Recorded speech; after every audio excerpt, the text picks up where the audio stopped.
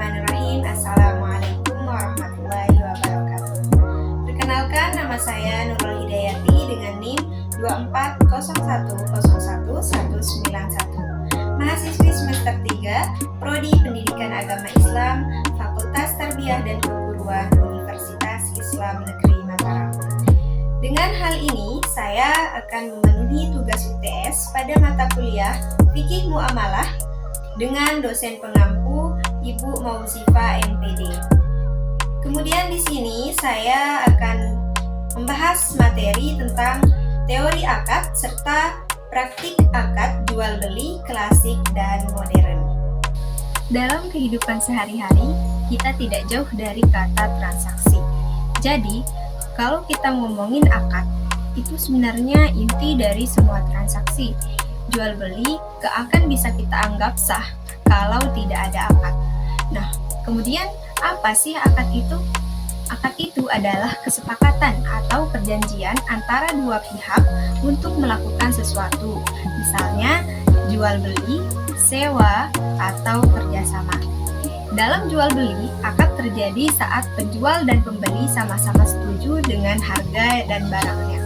Jadi, akad itu seperti janji yang mengikat antara dua orang supaya transaksinya halal dan sah menurut Islam. Sekarang kita bahas tentang rukun dan syarat akad.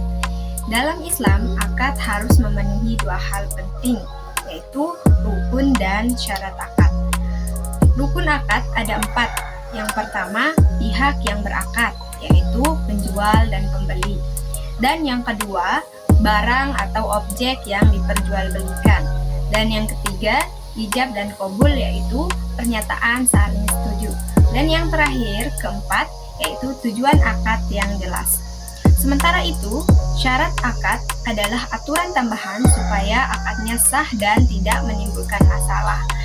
Misalnya, barang yang dijual harus halal, bisa diserahkan, dan kedua pihak harus berakal. Tidak dipaksa serta saling ridho.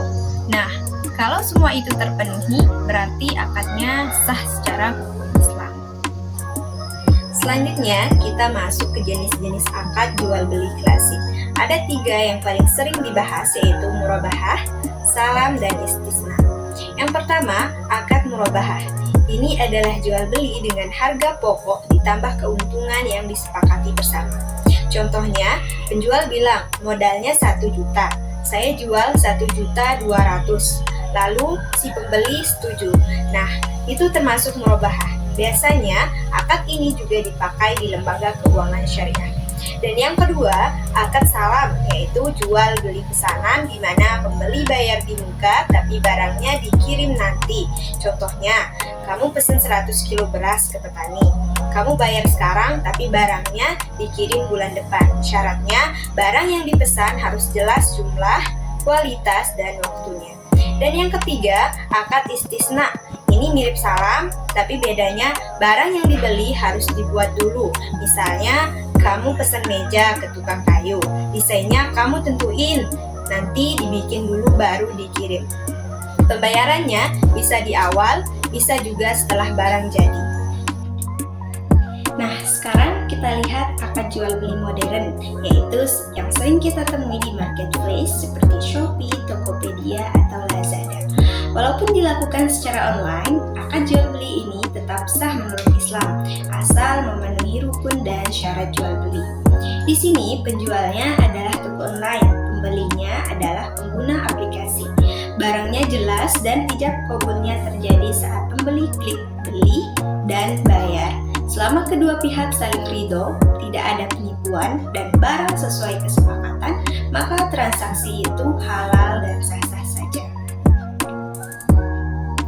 Jadi, kesimpulannya, akad adalah dasar dari semua transaksi dalam Islam, baik akad klasik seperti murabahah, salam, dan istisna, maupun akad modern yang dilakukan lewat marketplace, semuanya boleh selama dilakukan dengan jujur, transparan, dan memenuhi syarat-syarat Islam. Sekian penjelasan singkat dari saya, semoga bisa menambah pemahaman kita tentang bagaimana Islam mengatur jual beli dengan cara yang adil dan halal. Terima kasih. Wallahu muwaffiq ila aqwamit thoriq. Wassalamualaikum warahmatullahi wabarakatuh.